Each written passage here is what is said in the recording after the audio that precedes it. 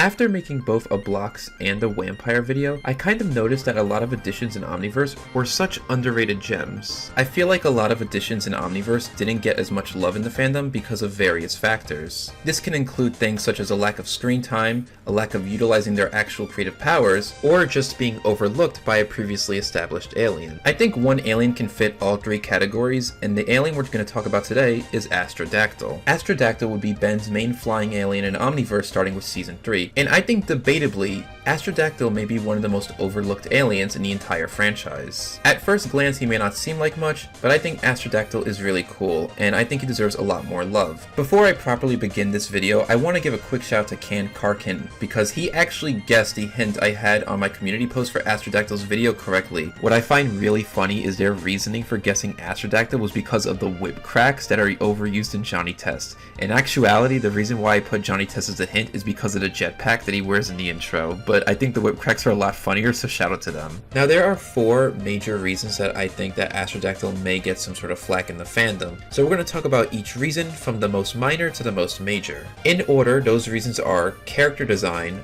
audio design, screen time and utilization, and the red aquatic elephant in the room. Let's take it from the top and start this video proper by discussing Astrodactyl's character design. Astrodactyl is an unknown species from an unknown planet and would first appear in the episode While You Were Away. Astrodactyl's character design to me is both good in some ways and also bad in some ways. To start with the good, I think that his color scheme is pretty cool and I do like how his body proportions look. And this may be a potential hot take, but I actually really like that he has a jetpack and the wings are like kind of like a glider than actual like pterodactyl wings.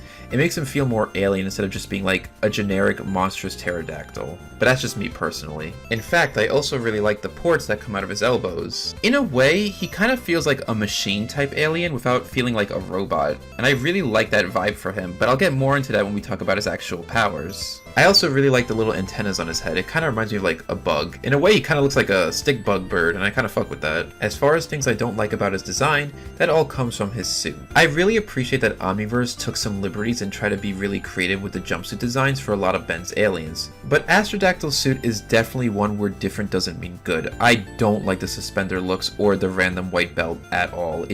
It clashes so much with his design. I feel like Astrodactyl could have benefited from having the sashes that Spider Monkey or Humongosaur have, or just a traditional jumpsuit. As is, I'm not a fan of his suit, but I think that the rest of his design is still pretty neat. Now that we talked about his character design, now it's time to get into his audio design. Similar to his character design, I think that Astrodactyl's sound design has a mix of good and bad things about it, but mostly good. To start with the good stuff, I really like Astrodactyl's sound design when he's using his powers. Astrodactyl's sound effects give me like a spaceship type of vibe, and I really fuck with that. They're also really subtle, as you may not even notice them when you're watching the show in real time, and I only really notice them because of the headphones I wear when watching these scenes before editing for this video.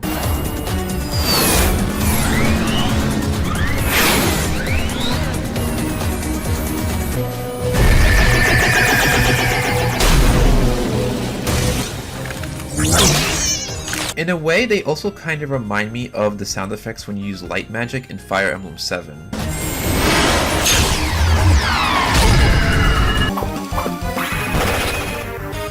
Like other aliens, Astrodactyl has some pretty cool unique sound effects, but can the same be said for his voice? Honestly, for me, not really. Astrodactyl is played by D. Bradley Baker, who usually does a phenomenal job with the aliens that he's given. Some of my personal favorites are Swampfire, Chromastone, Eatle, and Brainstorm. However, the voice that D does for Astrodactyl in Omniverse is basically like a parrot voice, which I think doesn't really fit him that well. Alright! I always wanted to be one of these. Bring it on, froggies! I got a whole arsenal of alien heroes. Energy whippy deals, too! I'm so there! So long, suckers!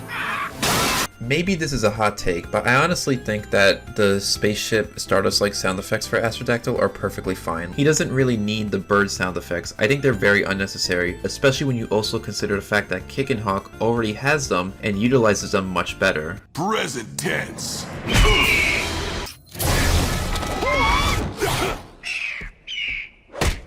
Hey! You are so obnoxious! When it comes to his character and audio design, I feel like these are things that people may dislike about Astrodactyl because they may be seen as bad or generic, but I feel like these are things you could kind of look past. When an alien has something cosmetically or audibly bad about them, I feel like they can make up for that with their abilities and their screen time and utilization. So the question is, does Astrodactyl succeed in this? I want to say for the most part, yes, but also not really. It's time we get into the real meat and potatoes of this video and start talking about Astrodactyl's actual abilities and if they use his screen time to the fullest. The first thing I want to do is actually establish what Astrodactyl's abilities are. Of course, the first thing you can guess is that Astrodactyl has the ability to fly, and pretty fast too. The main thing that makes Astrodactyl unique compared to other aliens is his energy constructs. Astrodactyl can manipulate green energy to create various things, which we will see as I discuss his screen time and utilization. Starting off, we have his debut episode in While You Were Away. In this episode, Ben uses Astrodactyl for the very first time to fight off Dr. Psychobos, and I think they do a pretty good job in establishing what Astrodactyl can do and how this alien fights. We get to see his jetpack wings, and we get to see him fly, which is pretty cool, but the real interesting stuff comes from his energy constructs. For example, he can create laser plasma whips, which look really cool. This is one of my favorite things that Astrodactyl can do because the way he uses his whips is pretty creative. It reminds me a lot of Castlevania in a way. Did you guys get it? That I'm a Castlevania fan yet? Was it obvious? My favorite thing about Astrodactyl's abilities is what I like to call explosive stardust rings. Astrodactyl can create a trail of green rings of stardust that explode, and I think this is so cool. From the look to the sound to the impact it makes on enemies or objects, this ability is really interesting to me. And I love that unlike other additional aliens in Omniverse, Astrodactyl actually uses his different abilities multiple times. For example, in his next appearance in the Frogs of War Part 1, we get to see his stardust trail once more. But I love that he flies along with it and it follows him until it explodes on an incursion ship. This feels like an ability that would be given to someone in the classic series, but it was given to an Omniverse alien instead, which I really like. Another cool use of his abilities is in the episode Clyde 5. In this episode, we get to see Astrodactyl use his whips to swing around a Techodon robot and crash it into a building. That is just so cool to me. I know on paper it seems like such a simple thing that an alien could do, especially when other aliens like Snarrow or Wildvine could do this too, but the way Astrodactyl does it just has a different vibe to it. Another neat power we see is in the episode of Fistful of Brains, where Astrodactyl uses a hyper beam out of his mouth. I really like how he could do either one ring that explodes, like in his debut episode, or in Mud is Thicker Than Water, or he can have a whole trail, like in Frogs of War Part 1, or And Then There Were None. In a way, it really shows a master of manipulation of his powers. Now, while his powers are pretty cool, and he does do some pretty cool stuff with said powers, the biggest issue in terms of his screen time is just a lack of it. Now, don't get me wrong, Astrodactyl has plenty of appearances throughout Omniverse, but when you actually look at every single appearance that he has, some of them are really brief and don't really get to showcase his abilities as much as we wished he could. I think the biggest issue with Astrodactyl having brief appearances as opposed to other aliens is the fact that he's an Omniverse exclusive alien, so we only get one show to really show off how cool he can be. So when he has appearances such as in The Vampire Strikes Back where he just flies in space for a minute, or in the episode Collect This where he fights off Collectimus by trying to whip him once and then gets his ass beat, it doesn't really do much for him. Another reason why I think that people may not care for Astrodactyl too much is because while he does have some cool and unique abilities, he could have had a lot more. If you couldn't tell by now, Astrodactyl has some sort of star power manipulation, and that can mean a whole lot of things. While we get to see some cool stuff, there's a bunch of other ideas I had for what could have been really cool powers for him. For example, do you remember that hyper beam ability that I mentioned earlier? I think it would be better if this power had some sort of variation. While the laser's cool and everything, it's a little bit on the generic side, so I think it would be really cool if, similar to the aesthetic he has for his explosive rings, he had some sort of stardust cloud that comes out of his mouth that explodes upon contact. I also wanted to talk about his whips real quick because while I think they're really cool, it would be really nice if there was like a variation of it where he could create some sort of netting or something. I also had this idea of what if Astrodactyl had some sort of meteor shower ability. Now, I'm not talking about making literal meteors, but it would be cool if he shot some sort of like explosive green meteor fireball that explodes in stardust. A lot of other reptilian creatures can do this, so I don't see why Astrodactyl couldn't either. It would also be cool if, similar to his jetpack fire, if he could breathe fire as well. I know aliens like Heat Blast and Swamp Fire can do this already, but we never really get to see him do it, so Astrodactyl doing it would be pretty cool. Maybe that's a little too much, but I feel like something with meteor showers just belongs in his pool of abilities. One flaw that people might have with Astrodactyl is more subjective than anything else. Even Even though he has a lot of cool abilities in my opinion, some people might find his abilities a little silly or corny.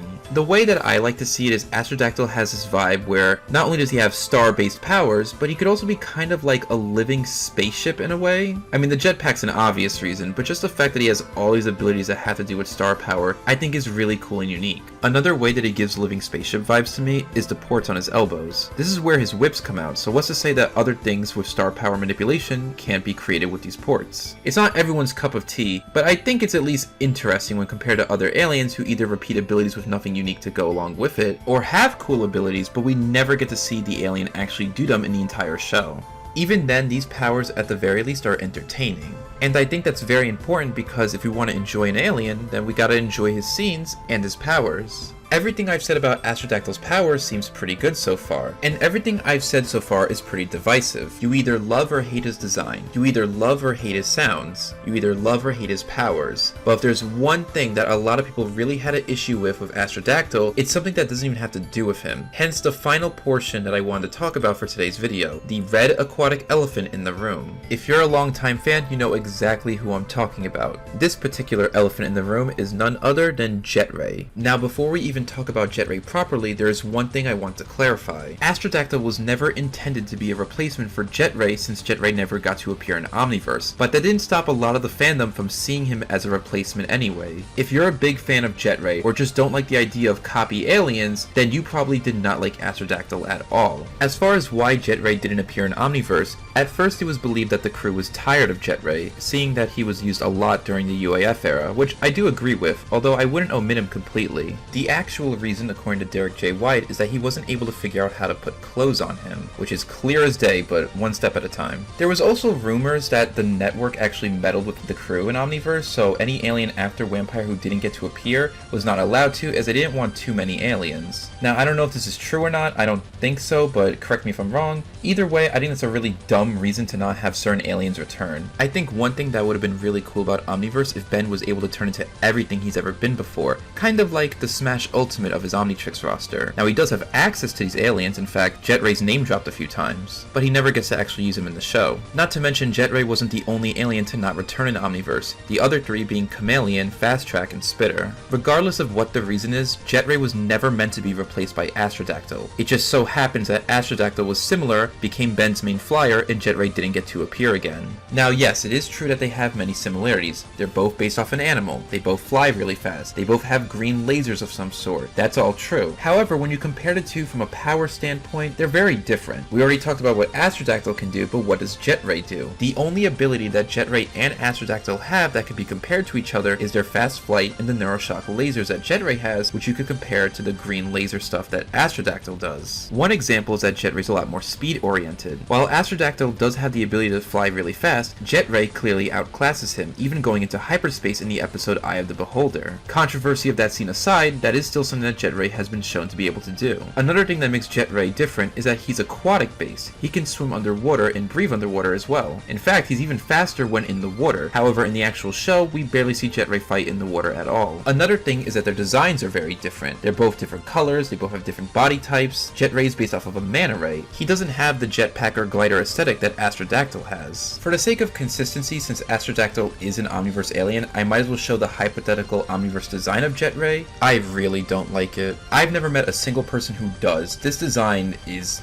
not very good. Honestly, it's really just a suit in the mouth that I really do not like. I think the body type for him and the color being a little paler is fine, but that suit is just terrible. I said Astrodactyl has a bad suit. This one is even worse. I think Omniverse Jetray, if he actually got to appear in the show, should have just not had a suit at all. Not every alien needs a suit, and if they were going to do a suit, once again, I think the sashes would have been a lot better for him. The worst part is the fact that he has this black strap that overlaps on his shorts. What the hell is that about? This artwork also implies that Jetray's mouth will just be open at all times, and you just have this exposed teeth, which, at least for an alien like Frankenstein kind of makes sense, given that he's based off Frankenstein's monster, but for Jetray, it just looks really dumb. Although a part of me kind of likes the green circles on his shoulders. I actually kind of fuck with that a little bit. I also do like how the headpiece is now 3 instead of 2. Going back to the comparisons between Astrodactyl and Jetray, even the way they fight is very different. Astrodactyl uses his whips, or even does some melee attacks in some cases, while we do see Jetray use his feet to fight at some points, he mostly just stays in the air shooting lasers. Not only that, but Jetray only really uses his lasers in a traditional way, while Astrodactyl is a lot more creative with his energy constructs. Now, I don't think they treated the whole Astrodactyl versus Jetray thing like Accelerate and Fast Track, where they're both basically the same alien except one is way lesser in comparison. This is more of so, Astrodactyl is a replacement for an alien I much prefer, and the things that he does is just not as cool to me. I instead see the two as comparable as you would compare the electric aliens. If you want to know how I feel about all the electric aliens, I did a whole video of me ranking every single one and comparing them all, so if you're interested, I would definitely appreciate if you checked it out. But if you want a TLDR version, basically I think every electric alien is really cool. Despite the fact that they all have one common trait with each other, they have something new to bring to the table that makes them all unique and fun in their own ways. And I think that's a really great way to describe the comparisons between Astrodactyl and Jetray. Both aliens with similarities, but things that are different about each other that makes them fun in their own ways. I think if Jetray got to appear in Omniverse, Astrodactyl would be seen at worst harmless, an alien they don't care for, but doesn't do anything to annoy them. But when you're seen as a replacement for an alien that you really like, you can feel some animosity for the hypothetical replacement. Another reason why people may have disdain for Astrodactyl replacing Jetray supposedly is because of the fact that Jetray has been a longstay since Alien Force. With 2 whole series worth of screen time compared to Astrodactyl, who's a newcomer in Omniverse, you're not used to Astrodactyl. Thus, you're more likely to favor Jetray due to familiarity.